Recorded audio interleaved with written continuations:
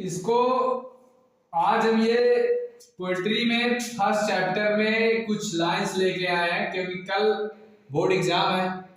Board exam में कुछ बच्चों को ये पता होना चाहिए कि किस प्रकार सेंट्रल आइडिया लिखना है और किस प्रकार उसका एक्सप्लेन करना होता है। ये फर्स्ट चैप्टर जैसे जस्ट आप विष्णु की हम पूरी पोएम की लाइंस लिख रखे हैं और उसमें ये लिखा है कि the way crow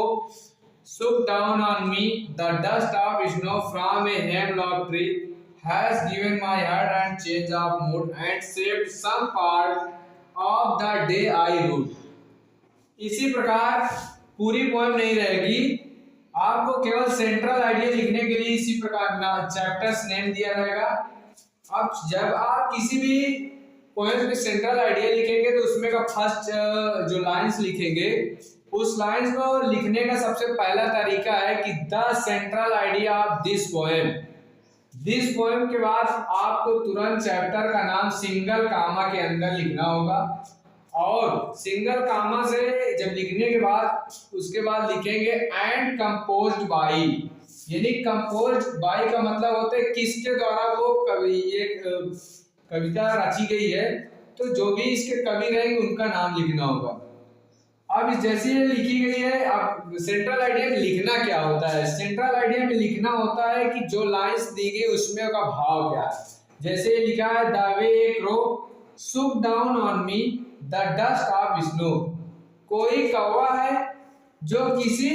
hemlock tree के ऊपर बैठा है, यानी हेमलॉक ट्री पर बैठा। हेमलॉक ट्री का मतलब यहाँ पे होगा धतूरे का पेड़,